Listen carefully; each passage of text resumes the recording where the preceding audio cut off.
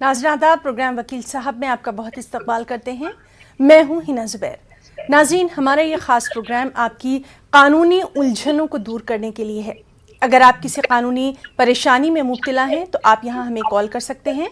हमारे साथ मौजूद रहेंगे बहुत ही ख़ास मेहमान। हमारे साथ मौजूद रहेंगे एक वकील साहब जो आपकी परेशानी के बारे में यहाँ मशवरा देंगे। उसके बाद आप अपने वकील से ज़रूर रब्ता कर सकते हैं और उसके बाद आप अपनी कानूनी जो कार्रवाई है वो आप कर सकते हैं। यहाँ पर आपको मशवरा मिल जाएगा। आप हमें कॉल कर सकते हैं। हमारे टीवी स्क्रीन पर आप देख सकते हैं कि नंबर जो है वो फ्लैश हो रहे हैं। आप हमें ज़रूर कॉल करिए। जो भी सवाल आप अपनी कानूनी उलझनों से मुताल्लिक़ करना चाहते हैं, ये प्लेटफॉर्म ख़ास आपके लिए है। बस जब आप हमें कॉल करें, टीवी की आवाज़ बराए मेहरबानी बंद कर दें।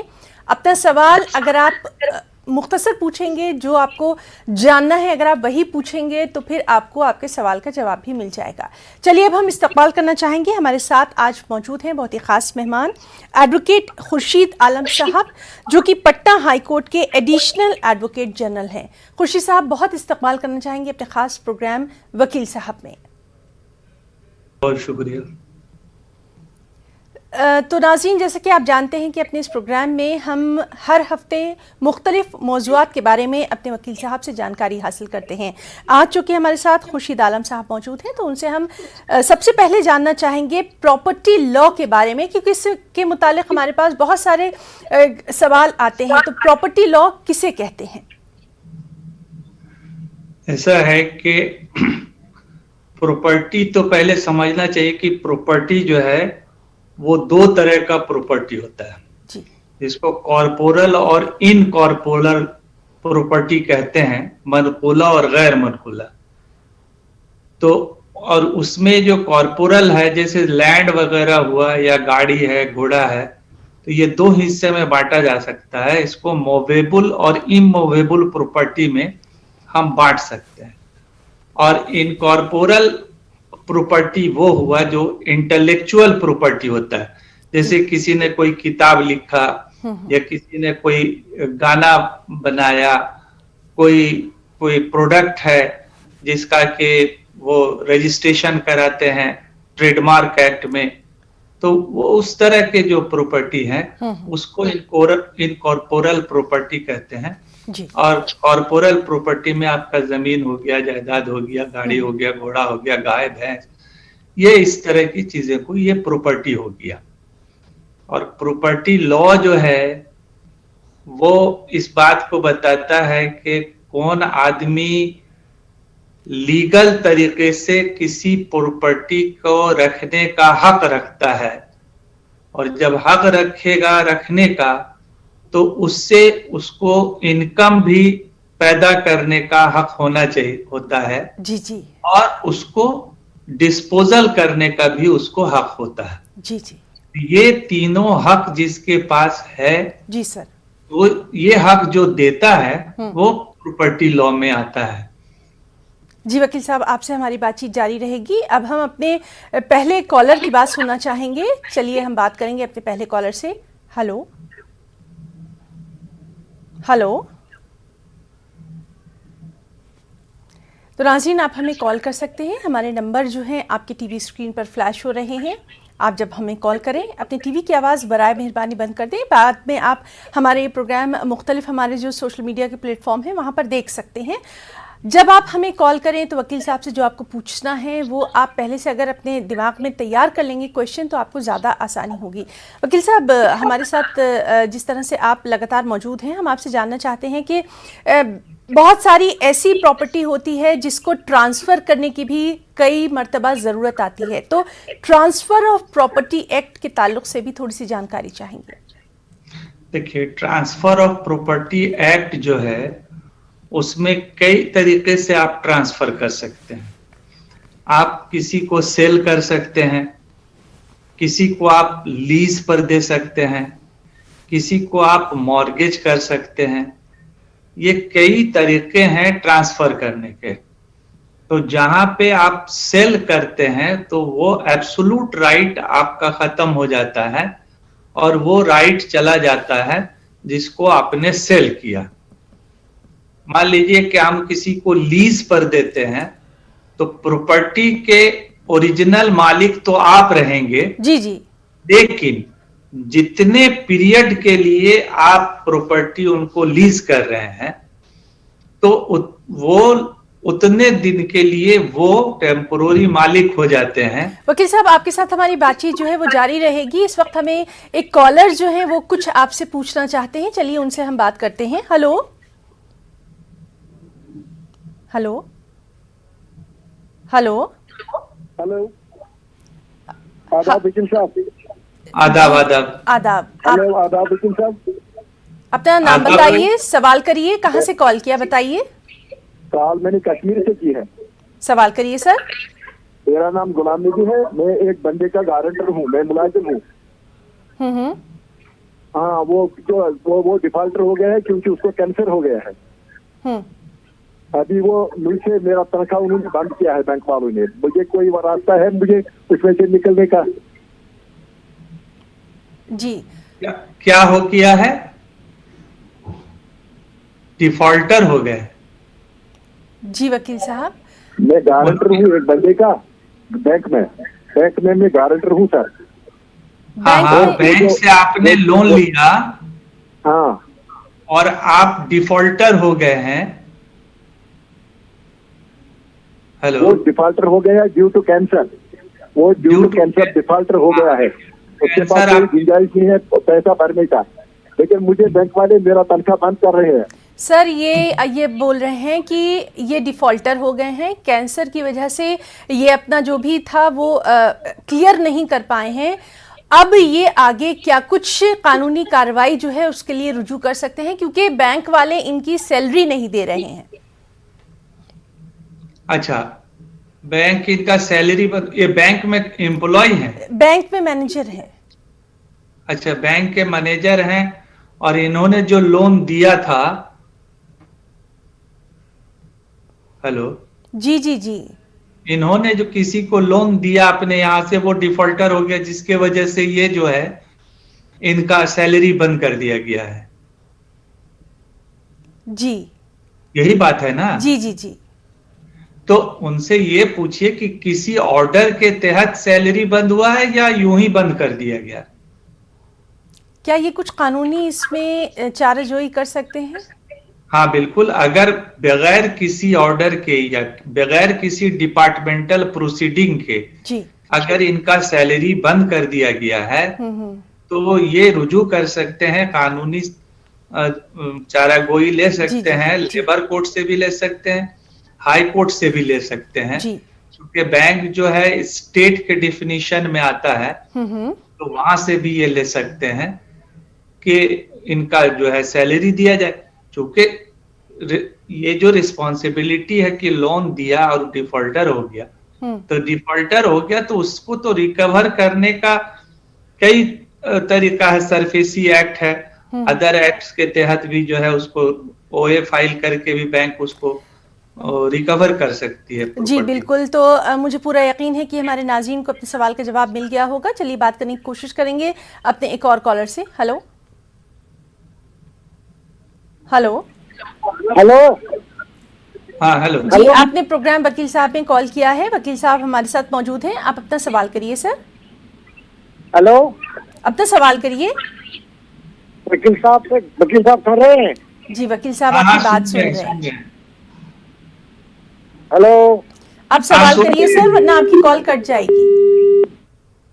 तो नाजरीन, हम लगातार आपसे यही दरख्वास्त कर रहे हैं कि जब आप हमें कॉल करें तो टीवी की आवाज़ बंद कर दें, ताकि आपकी जो बात है वो वकील साहब तक पहुंच जाए। वकील साहब, जिस तरह से हम बात कर रहे थे ट्रांसफ़र ऑफ प्रॉपर्टी की, आपने भी ये देखा होगा, इतना अरसा आपका रहा है इसी फील्ड में, कि अक्सर लोग प्रॉपर्टी को लेकर कहीं ना कहीं थोड़ी सी लापरवाही करते हैं, या यूं कहें कि गफलत करते हैं।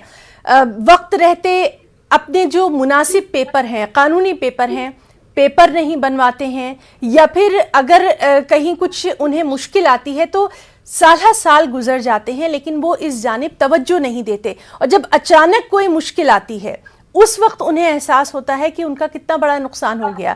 तो कानूनी पेपर तैयार करने के लिए यहाँ पर आप हमारे नाज़रीन को क्या कुछ मशवरा देना चाहेंगे प्रॉपर्टी के ताल्लुक से? देखिए, प्रॉपर्टी के ताल्लुक से सबसे पहली बात तो ये समझ लेना चाहिए कि अगर हम कोई प्रॉपर्टी खरीदना चाहते हैं या कोई सेल एग्रीमेंट हुआ है या कोई भी टाइटल का मामला है, पोजीशन का मामला है, तो लिमिटेशन एक्ट के तहत 3 साल के अंदर ही आपको सिविल कोर्ट से रुजू कर लेना पड़ेगा। जी सर। अगर 3 साल के बाद अगर आप अपने किसी हक और अधिकार के लिए कोर्ट में जाएंगे तो वो चीज आपको हासिल नहीं हो सकता है।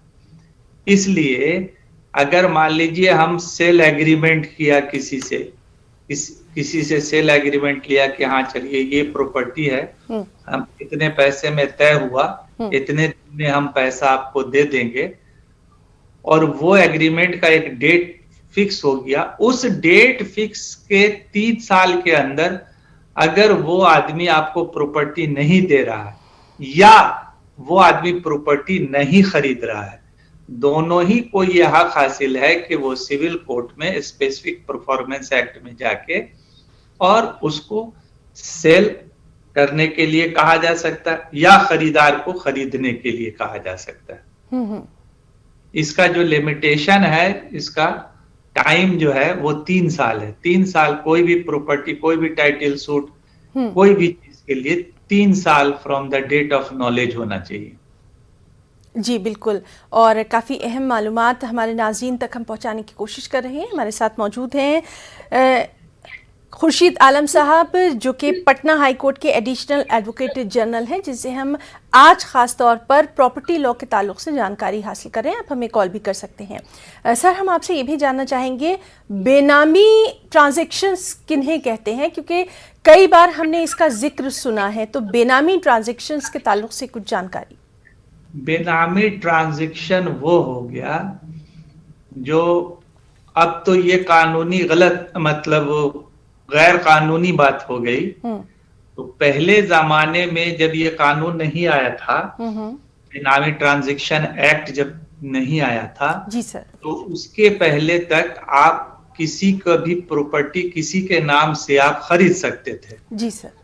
तो लोग इनकम टैक्स को बचाने के लिए या वेल्थ टैक्स से बचने के लिए, सीलिंग एक्ट से बचने के लिए अपने प्रॉपर्टी को दूसरे के नाम से खरीदते थे या दूसरे के नाम से टेम्पोररी कर देते थे। इसी को बेनामी ट्रांजैक्शन कहा जाता है।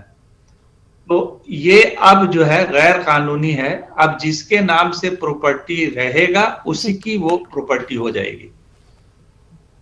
जी बिल्कुल, और यहाँ पर आपसे ये भी जानना चाहेंगे कि अगर किसी बिल्डर को पैसा दे दिया है, मान लीजिए कुछ फ्लैट लेना है, किसी आम आदमी ने अपनी ज़िंदगी भर की कमाई जो है अपने फ्लैट में लगा दी है, अगर किसी बिल्डर को पैसा दे दिया है लेकिन वो फ्लैट का पोजीशन नहीं दे रहा है, कागजात भी उनको नहीं दे रहा है, तो क्या इस तरह की जो मदद कानून कर सकता है एक आम आदमी के लिए?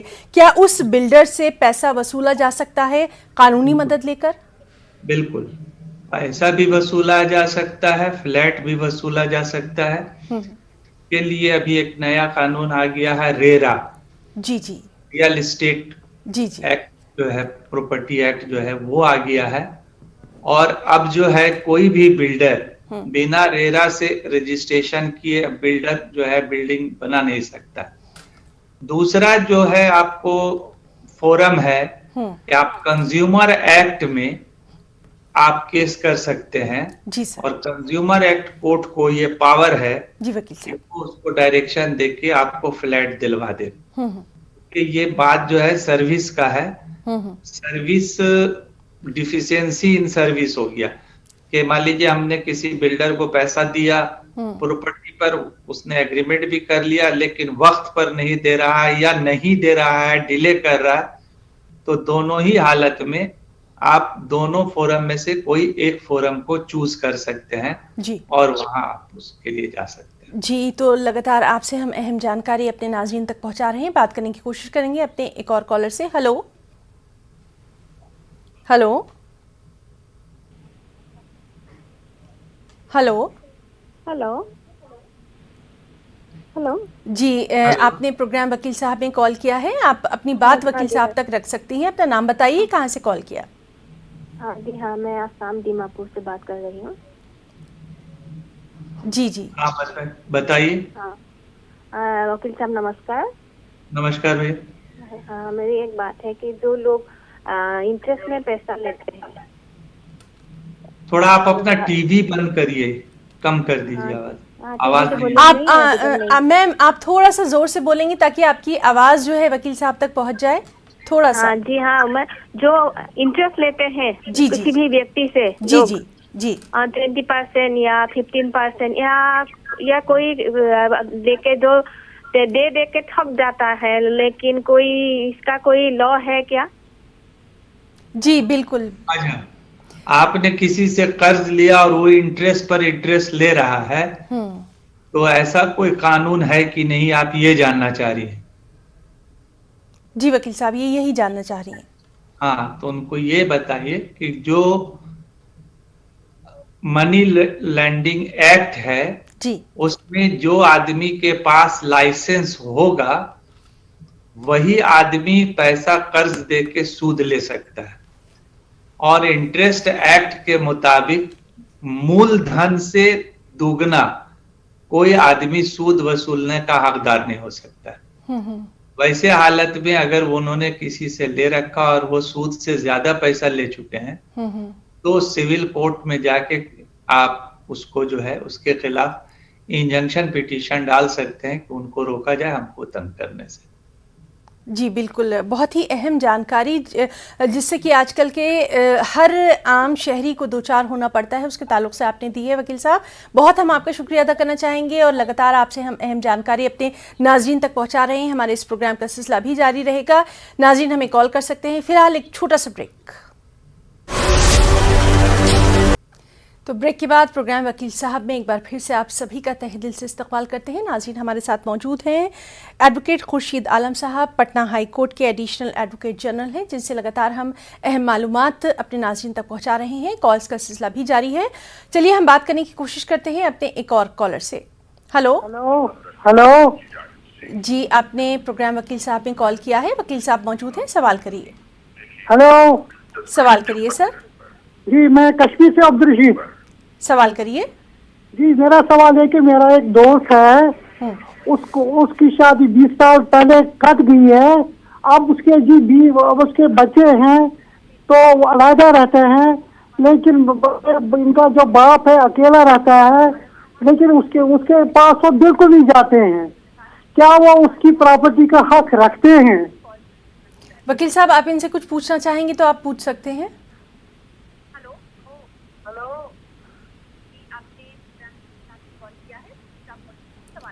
तो नाज़रीन वकील साहब से, जी वकील साहब आपको मेरी आवाज़ आ रही है? हाँ, आवाज आ रही है जी, आप इनसे कुछ पूछना चाहें तो आप पूछ सकते हैं। 20 साल से इनकी अलहदगी है अपनी अहलिया के साथ, बच्चे हैं, बच्चे जो हैं वो अपने वालिद के पास नहीं जाते हैं। क्या ऐसे हालात में प्रॉपर्टी पर वो कोई हक रखते हैं बच्चे? हाँ, प्रॉपर्टी पर जब देखिए मुस्लिम लॉ में अगर मुस्लिम है वो, ये मुस्लिम है कि हिंदू है? ये मुस्लिम है सर। मुस्लिम है जी। मुस्लिम लॉ में वालिद जो है वो जब तक जिंदा है अपने सारे प्रॉपर्टी का मालिक वो है। कोई दूसरा उसका मालिक नहीं हो सकता उनके हयात तक। ना उनका बेटा हो सकता है, ना उनकी बीवी हो सकती है, कोई नहीं हो सकता है। जी। और अगर वो चाहें तो अपने बच्चों को, बीवी को उनके अधिकार से हटा सकते हैं। उसको आक्ट कहते हैं, आक्ट कर सकते हैं। जी। वो ये विल कर दे सकते हैं कि चूंकि इन लोगों ने हमारी सेवा नहीं की, मेरे साथ नहीं रहते हैं, इसलिए हम जो है वो अपने जायदाद से इनको बेदखल करते हैं। वो कर सकते हैं। वो जब तक जिंदा है तब तक वही मालिक है, दूसरा कोई मालिक नहीं।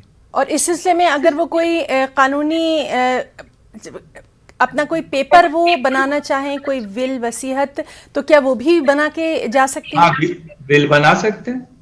बिल्कुल बना सकते हैं, जिसको चाहे दे सकते हैं, प्रॉपर्टी वक्फ कर दे सकते हैं अल्लाह के नाम पर। जी, जी। या जो फैमिली मेंबर उनको जो देखभाल कर रहे हैं, उनकी सेवा कर रहा, उनको दे सकते हैं, कोई दिक्कत नहीं। जी बिल्कुल।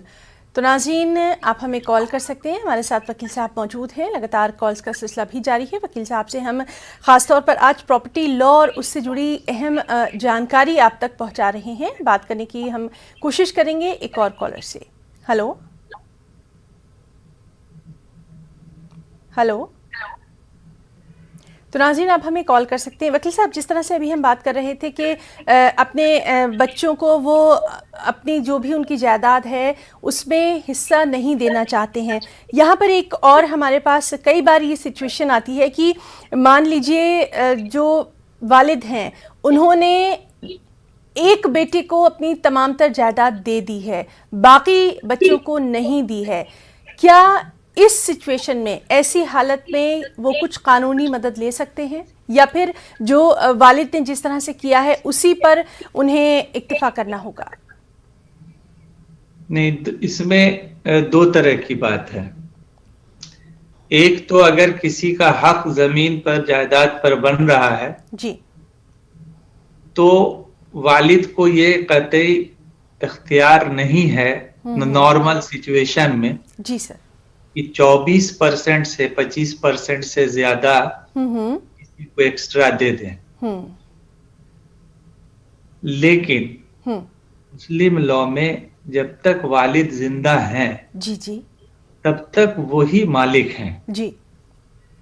तो दूसरी तरफ उनको ये हक हासिल है कि वो अपनी जायदाद को जिसको चाहे दे सकते हैं।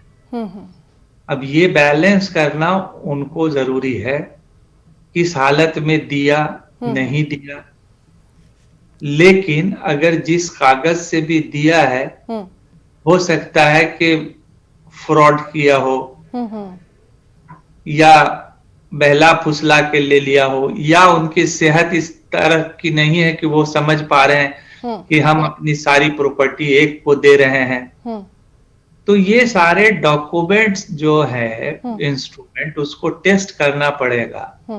और अगर ऐसा लगता है कि कोई फ्रॉड हुआ है, तो उस दस्तावेज को सिविल कोर्ट में चैलेंज किया जा सकता है। जी बिल्कुल, बहुत शुक्रिया आपका कि आपने इतनी अहम जानकारी हमारे नाज़रीन तक दी है। चलिए बात करने की कोशिश करते हैं अपने एक और कॉलर से। हेलो, ये news Urdu channel, TV channel? जी जी जी, आपने प्रोग्राम वकील साहब में हमें कॉल किया है। अपना नाम बताइए, कहाँ से कॉल किया, सवाल करिए। थोड़ी मुझे एक मतलब राय लेना है कि जैसे मेरी पेंशन है। सर, आपकी आवाज बिल्कुल नहीं आ रही है, थोड़ा सा अगर आप अपने वॉल्यूम को बढ़ा दें तो। किसका वॉल्यूम? फोन का? जी जी, बोलिए बोलिए। हेलो जी बोलिए सर। हेलो बोलिए सर। देखिए, मुझे मतलब सरकारी पेंशन मिली है, मैं रिटायर्ड हूँ जी। हेलो जी जी जी, बोला जाए। तो मैं अपनी पेंशन किसी विडो को अगर दे दूं, तो उस विडो का मतलब मेरी मतलब हर तरह की प्रॉपर्टी को उसका राइट बन जाएगा? नहीं, विडो को आप देना चाहते हैं अपना पेंशन? जी। तो उसको किस हैसियत से आप पेंशन देना चाहते हैं? बिल्कुल। मतलब एक मतलब बीवी की हैसियत से। हाँ, तो जब आप उसको बीवी कबूल कर लेंगे तो आपके प्रॉपर्टी पर भी उनका हिस्सा होगा। मतलब वो दावा कर सकती है? क्यों नहीं? अगर कानूनी तौर पर आपने उनको अगर अपना वाइफ मान लिया और वाइफ मान के आपने अपने सर्विस रिकॉर्ड में उनको एज ए वाइफ डिक्लेयर कर दिया, तो she has every right to property. उनका जो शेयर है वो तो आपसे ले ही सकते हैं, क्यों नहीं ले सकते? अच्छा अच्छा जी, बहुत शुक्रिया हमें कॉल करने के लिए। तो नाजरीन, आप लगातार देख रहे हैं कि आपकी कॉल्स का सिलसिला जारी है। वकील साहब भी आपके तमाम तर जो शुबहात हैं, कानूनी पेचीदगियां हैं, उनको बहुत ही अच्छे अंदाज में यहाँ पर सुलझा रहे हैं। चलिए बात करने की कोशिश करेंगे एक और कॉलर से। हेलो अस्सलाम वालेकुम। वालेकुम सलाम। वालेकुम सलाम। जी हम महाराष्ट्र भूसावल से बोल रहे हैं जी। हाँ, तो हमारे एक रेलवे में है पप्पू, उनके हस्बैंड डेड हो गया है, मगर पहली वाली का डेड हो गया है, अब वो दूसरी वाली हयात है। अब दूसरी वाली से उनको एक लड़का है, 2 लड़का है। तो बड़े लड़के को नौकरी का अप्लाई किया है रेलवे में, तो वो बोलता है रेलवे में कानून है या ना है, तो हमें बता दीजिए, दूसरे बीवी के लड़की को नौकरी मिल सकती है क्या? आपका सवाल यह है कि एक आदमी है जिनके 2 बीवियां हैं और उनका डेथ हो गया है, पहली बीवी या दूसरी बीवी का बच्चा कॉम्पैशनेट अपॉइंटमेंट चाहता है। जी जी वकील साहब, इनका सवाल यही है जी ना? वकील साहब बिल्कुल आप ठीक समझे हैं। आप इस सिलसिले में क्या कुछ कानून कहता है? कानून ये कहता है कि वो कॉम्पैशनेट अपॉइंटमेंट मिलेगा। Compassionate appointment matter of right नहीं है, ये लीगल राइट है। हर सरकार और ऑर्गेनाइजेशन अपना कानून बनाया है, किसी ने नहीं भी दिया है, किसी ने दिया भी है। कानूनी हक ये आपका फंडामेंटल राइट नहीं है। ये जो है वेलफेयर स्कीम है कि अगर कोई आदमी मर जाए तो उसके घर का दाल रोटी कैसे चलेगा, तो उसके लिए एक वेलफेयर स्कीम सरकार ने, सेंट्रल गवर्नमेंट ने भी और स्टेट गवर्नमेंट सब ने भी बनाया है कि उनके ऊपर जो मुनहसर करने वाले लोग हैं, जी जी, जो उन पर मुनहसर किए हुए थे, जो उनमें से किसी एक आदमी को सरकारी नौकरी दी जाए ताकि वो अपनी फैमिली को चला सकें। जी। लेकिन अगर एक फैमिली में 10 आदमी या 5 आदमी या 2 आदमी मुनहसर हैं, जी, तो वैसे हालत में उन बाकी लोगों को और जो उनकी वाइफ है, काहे कि सबसे पहला अधिकार जो बनता है वो वाइफ का बनता है। जी। और अगर आप वाइफ लिख के दें, अगर 2 वाइफ हैं तो एक तो अगर वो मुस्लिम है और या हिंदू हैं, सरकारी नौकरी में रहने पर बिना परमिशन के सरकार से 2 शादी नहीं कर सकते। तो उसमें जो लीगल वाइफ होंगी, जी जी, वो और उनके जो बच्चे हैं और जो इलीगल वाइफ है उनके भी जो बच्चे हैं, वो सारे लोग एफिडेविट करके देंगे कि हमको कोई इसमें एतराज नहीं है अगर मेरे इस भाई को या इस बहन को नौकरी दे दिया जाए, ये हम लोगों को देखेंगे। तो वैसे हालत में एक आदमी को, फैमिली मेंबर को उस नौकरी मिलेगा। जी बिल्कुल। लेकिन उसमें और लोगों का जी जी, रिलिंक्विशमेंट जो है वो एक एफिडेविट होना जरूरी है कि हमको कोई एतराज नहीं है अगर इनको दिया जाए। जी वकील साहब, आपसे तमाम तर अहम जानकारी हमारे नाज़रीन तक पहुंच रही है। कॉल्स का सिलसिला भी जारी है और यहाँ पर रुकना चाहेंगे एक छोटे से ब्रेक के लिए। 56 मिनट पर सिर्फ न्यूज़ 18 उर्दू पर।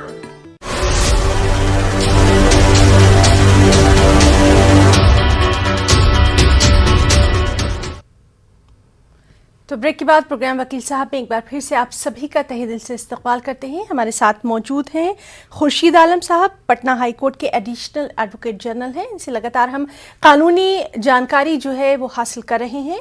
हमारे नाज़रीन भी हमें लगातार कॉल कर रहे हैं। चलिए वकील साहब, प्रोग्राम के सिलसिले को आगे बढ़ाएंगे और बात करने की कोशिश करेंगे अपने एक और कॉलर से। हेलो अस्सलाम वालेकुम। वालेकुम सलाम। जी, आपको वकील को दोनों फोन पे सलाम। बिल्कुल, आप अपना नाम अगर बताना चाहें, कहाँ से कॉल किया और सवाल करिए। मैम जी, बॉम्बे से बोल रहे हैं जी। मेरे 2 सवाल है जी। एक सवाल तो ये है कि जैसे हमारे रिश्तेदार हैं, उनने 20 साल हो गए अपनी बीवी को छोड़ दिए और उसके अलावा 10 साल के बाद उनका रिश्ता मतलब हुआ सिर्फ बातचीत के जरिए, बच्चों के जरिए। उनको खर्चा भी दे रहे, उनका सब कुछ करे, वो दूसरी शादी कर ली, उनको एक बच्ची है। लेकिन अभी वो जो पहली बीवी और बच्चे वो बहुत तंग करते हैं, रोज पैसे के लिए जिद करते हैं मतलब उनको देते ही रहते, वो कमा रहे खुद भी बहुत ज्यादा, माशाल्लाह बहुत अच्छे है और मुस्लिम है, तो देने के बावजूद भी इतना तंग करते हैं कि हम केस डालेंगे, हम तुमको ऐसा कर देंगे वैसा कर देंगे। तो क्या करना चाहिए उनके लिए? और एक सवाल है कि बीबी मतलब शौहर को छोड़ दी है, दूसरे आदमी के साथ रह रही है, वो बोलती मुझे तुम्हारे साथ रहना नहीं, मुझे खुला लेना है, लेकिन जो छोटा बच्चा था वो ले गई साथ में, बाप ही पाल रहे थे 2-3 साल से, वो ले गई। अब बोलते हैं कि अब बच्चे से ना बात कर सकते तुम, ना मिल सकते, ना देख सकते, तो उसके लिए क्या करना चाहिए? 2 सवाल। जी, आप हमारे साथ बनी रहिए क्योंकि वकील साहब आपसे कुछ पूछना भी चाहेंगे। वकील साहब, पहला मामला है कि इनकी बीवी ने छोड़ दिया था, 20 साल हो गए, लेकिन अभी तक वो इनसे चाहते हैं कि खर्चा जो है इनका यही चलाएं। इस सिलसिले में आप कुछ पूछना चाहेंगे तो पूछ सकते हैं।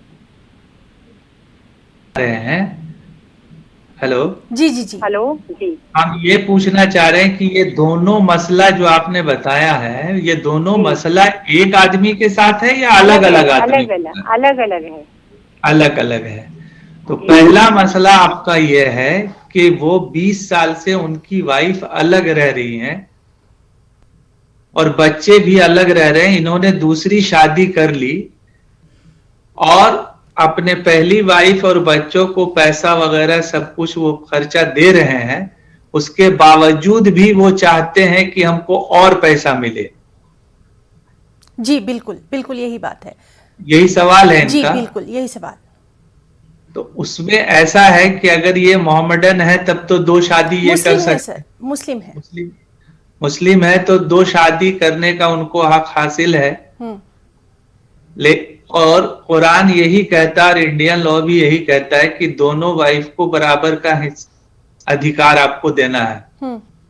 लेकिन अगर वाइफ जानबूझ के किसी भी वजह से जानबूझ के अपने हस्बैंड के साथ नहीं रह रही हैं,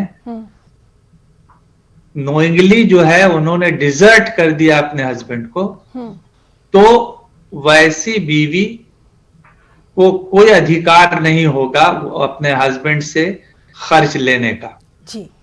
लेकिन बच्चे को खर्च देना वालिद को जरूरी है। हम समझते हैं कि ये जो हमने उनको बता रहा, जी जी, ये दोनों प्रॉब्लम में यही आंसर होगा। जी बिल्कुल।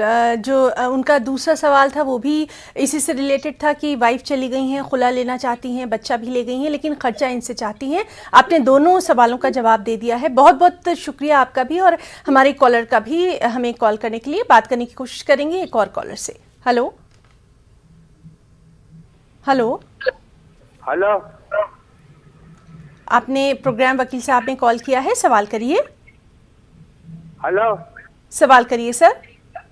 मेरा नाम शेख चांद है। सवाल करिए।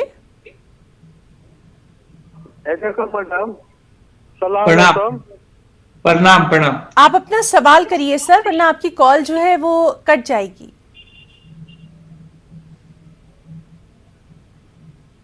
टीवी बंद करने। जी जी जी, तो आपसे लगातार यही दरख्वास्त है कि जब आप हमें कॉल करें तो बराए मेहरबानी टीवी की आवाज़ बंद कर दें और अपना सवाल अगर आप पहले से तैयार कर लेंगे तो जिस तरह से आप देख रहे हैं हमारे बहुत सारे कॉलर्स को उनके सवाल के जवाब यहाँ पर वकील साहब बहुत ही अच्छे अंदाज में दे रहे हैं, आपको भी आपके सवाल के जवाब मिल जाएगा।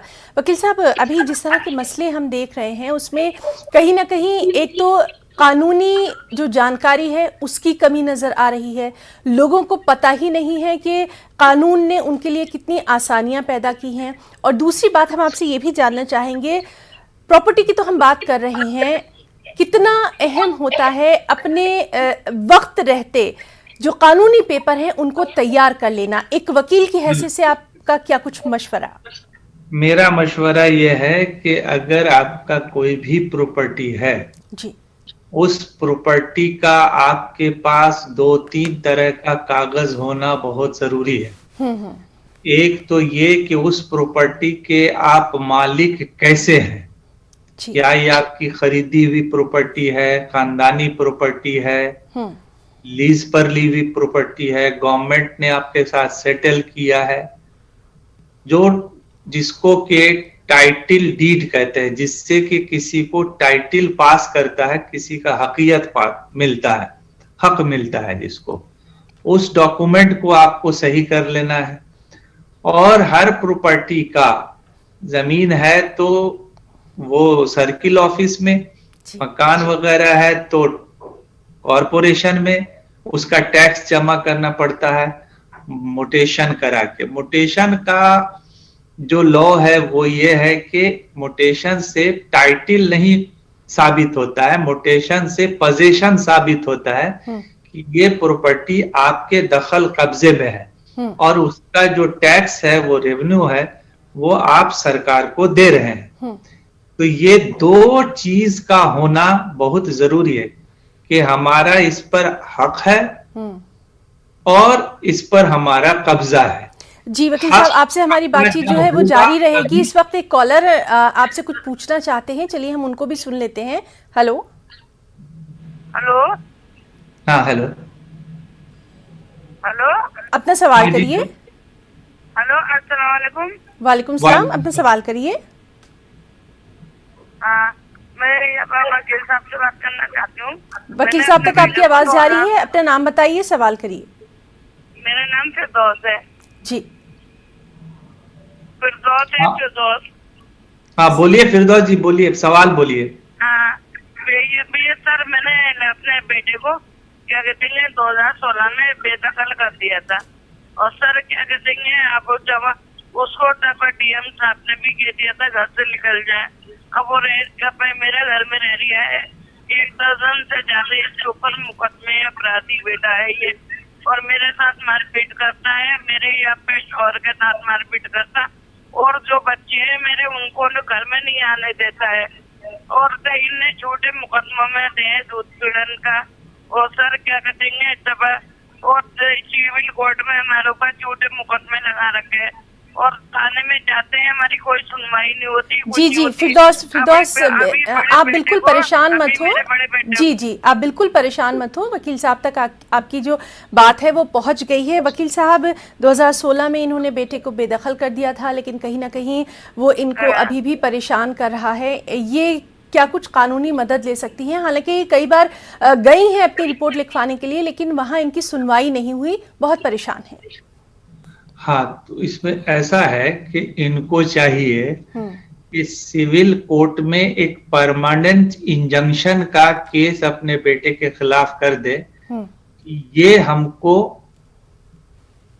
मतलब किसी भी तरह से अपने प्रॉपर्टी से बेदखल ना करे, तंग तबाह ना करे।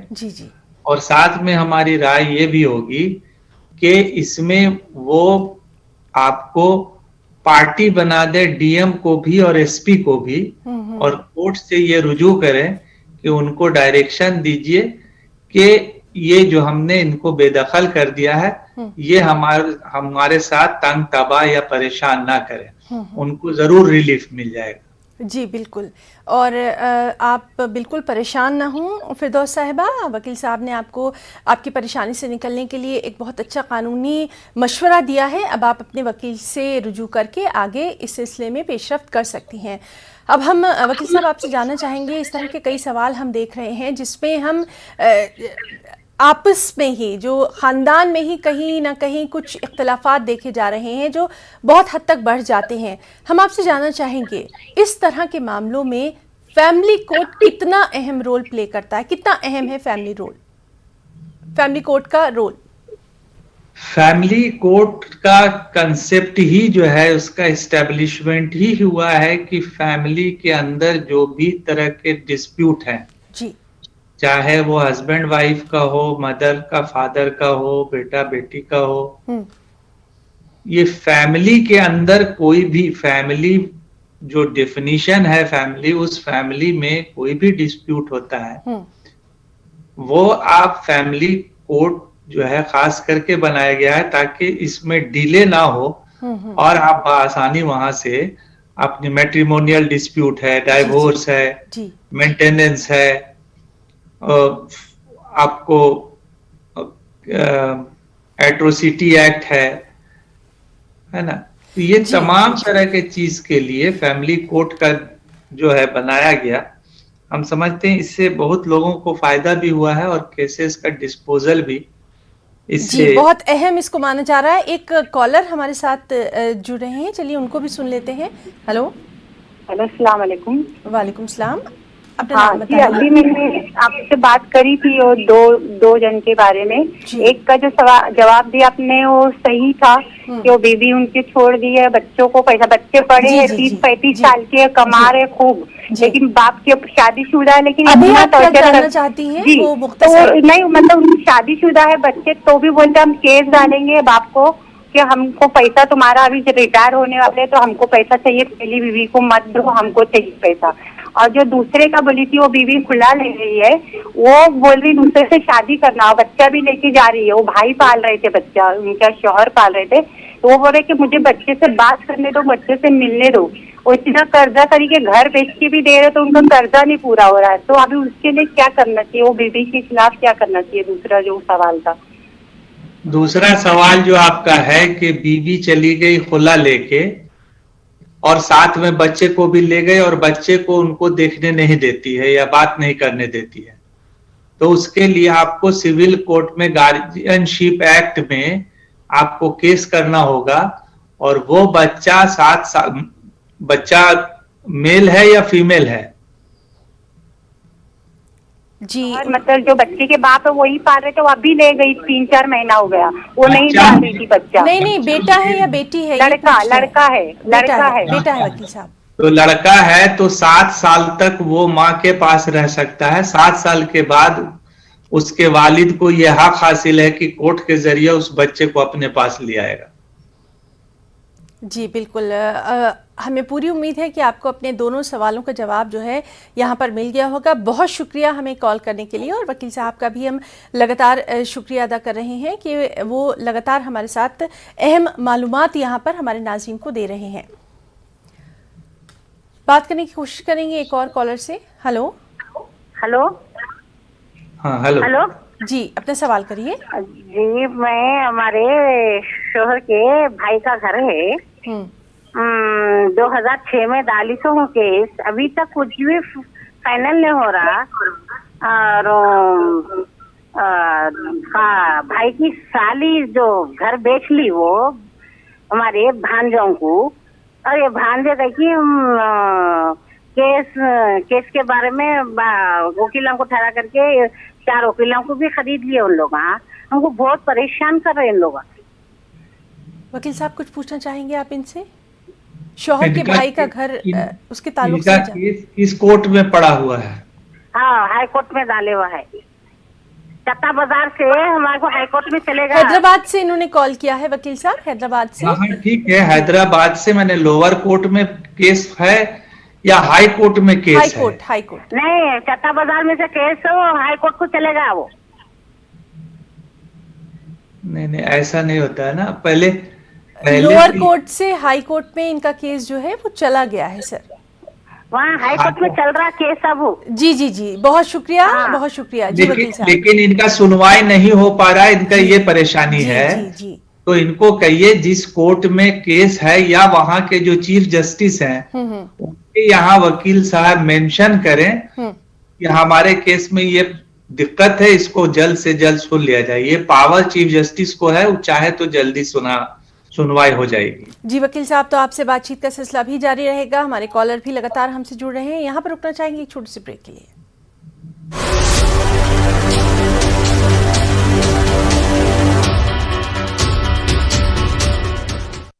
अमीरी तेरी क्या यही शान है, हर एक घर में किस्तों पे सामान। सियासत की हमदर्दियों से बचो, ये जख्मों की खातिर नमक। कल भी मध्यम थी, आज भी कम है, मेरे हिस्से में रोशनी कम है। कारे जहां में कोतर गुजरी है अपनी जिंदगी, लेकिन ये दिल पे बोझ है, कारे खुदा नहीं किया। खुद अपनी जुस्तजू में खो गए हम, बहुत बिखरे थे यकजा हो गए। कारवाने सुखन में इस बार सबरस एकेडमी की जानिब से याद मीना नकवी के तहत मुनाफिदा शानदार मुशायरा। देखिए इतवारात 10:56 पर सिर्फ न्यूज़ 18 उर्दू पर।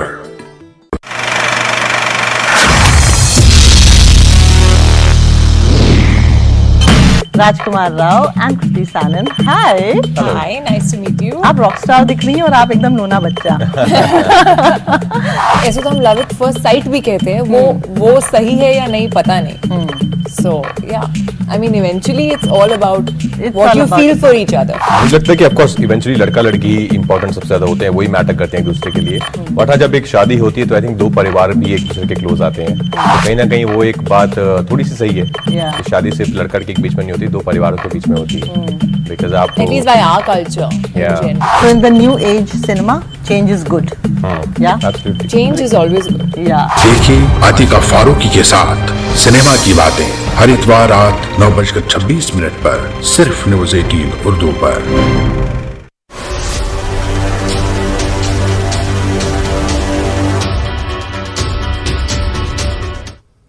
तो ब्रेक के बाद प्रोग्राम वकील साहब में आपका बहुत इस्तकबाल करते हैं। हमारे साथ मौजूद हैं खुर्शीद आलम साहब, जो कि पटना हाई कोर्ट के एडिशनल एडवोकेट जनरल हैं। इनसे लगातार हम बातचीत कर रहे हैं। आपकी कॉल का सिलसिला भी लगातार जारी है, आप हमें कॉल कर सकते हैं। हमारे नंबर जो है वो आपकी टीवी स्क्रीन पर फ्लैश हो रहे हैं। वकील साहब, हम आपसे ये जानना चाहेंगे, फ्लैट या प्लॉट, इनकी रजिस्ट्री कितनी अहमियत की हामिल है, कितना अहम इसको आप मानते हैं कानून की नज़र से? देखिए, रजिस्ट्रेशन एक्ट के मुताबिक बिना रजिस्ट्री के वो आपका टाइटल जो है एब्सोल्यूट टाइटल पास नहीं हो सकता है। राइट ऑफ पोजेशन खाली पोजेशन दे देने से या पावर ऑफ अटर्नी से आपका टाइटल नहीं पास होगा। इसलिए आपको रजिस्ट्रेशन कराना बहुत जरूरी है। बिना रजिस्ट्रेशन का उस पर आपका अधिकार, राइट्स जो है वो नहीं बनेगा। इसलिए बहुत ही अहम है कि उसका रजिस्ट्री होना। जी बिल्कुल। और चलिए बात करने की कोशिश करते हैं अपने अगले कॉलर से। हेलो हेलो हेलो हेलो, आप सुन रहे हैं मैडम? जी, आपने कहाँ से कॉल किया है? वकील साहब मौजूद हैं। टीवी की आवाज बंद कर दीजिए बराए मेहरबानी। मैडम बंद है। मेरा नाम आदिल है और मैं जम्मू कश्मीर से बात कर रहा हूँ। हाँ बोलिए आदिल जी। सर, मेरे जो नाना और नानी थे ना सर, उनकी 4 बेटियां थी और 3 लड़कियों की शादियां हो गई सर। और जो चौथी लड़की थी सर, तो मेरी माँ है, तो उसको नाना जी ने घर पे ही रखा और मेरे फादर साहब को घर जमाई लाया। और मेरी माँ को अपनी सारी जमीन जायदाद लिख के दे दी कि आप मेरी घर में रहो, तो घर जमाई बन के हम आपको सारी जायदाद देंगे। तो ये 1986 में हमको कोर्ट में रजिस्टर्ड करके नाना जी ने दे दिया मेरी माँ को। अब आज 40 साल के बाद जो मेरी 3 मासियां हैं वो बोल रही हमें भी हिस्सा दे दो, जबकि नाना जी भी गुजर गए हैं 2005 में और नानी भी गुजर गई है 2017 में। नहीं तो ऐसा है कि जब आपके नाना जी ने आपको रजिस्ट्री से दे दिया आपकी वालिदा को या आपके वालिद को, तो उनके और बच्चों का कोई हक नहीं बनता है कि आपसे जो है वो ये चीज ले सके। उनका कोई अधिकार नहीं बनता। इस पर आपका राइट एंड टाइटल पूरा है। वो अगर किसी कोर्ट कचहरी में भी जाएंगे तो वो जीत नहीं सकते। जी, और वकील साहब, यहाँ पर आप आम तौर पर कुछ जो प्रॉपर्टी से रिलेटेड है, यानी प्रॉपर्टी खरीदने से पहले कुछ कानूनी आप जानकारी देना चाहेंगे मुख्तसर तौर पर? हाँ, कोई भी प्रॉपर्टी खरीदने से पहले उसका जो है इंक्वायरी करना बहुत जरूरी है। जी, सबसे पहला चीज तो आपको ये देखना होगा कि जो आदमी आपको बेचना चाहता है वो आदमी लीगली उस प्रॉपर्टी का मालिक है या नहीं है। जी, उसके पास कोई ऐसा दस्तावेज है या नहीं है कि ये प्रॉपर्टी उनका है। काहे कि जब तक आपको राइट और टाइटल नहीं होगा तब तक आप वो चीज को बेच नहीं सकते। दूसरा, आपको ये देखना होगा कॉरपोरेशन में और सर्किल ऑफिस में, जहाँ सर्किल ऑफिसर बैठते हैं रेवेन्यू डिपार्टमेंट में, कि वो जमीन, वो प्लॉट गवर्नमेंट के रेवेन्यू रिकॉर्ड में किसका है। तो उससे आपको ये पता चलेगा कि जो आदमी इस जमीन पर दावा कर रहे हैं ये जमीन सही मानों में इनका है या नहीं है। दूसरा, आपको पोजीशन का सबूत देखना होगा कि इनके नाम से रसीद वगैरह म्युनिसिपल कॉरपोरेशन का या सर्किल ऑफिस का, गवर्नमेंट रेवेन्यू का रसीद वगैरह कटता है या नहीं कटता है। प्लस आपको जमीन पर भी जाके एक्चुअल में देखना होगा बिल्कुल कि सही मानों में इनका उस जमीन पर पोजीशन है या नहीं है। जी वकील साहब, तो काफ़ी अहम जानकारी आपने हमारे नाज़रीन तक पहुंचाई है।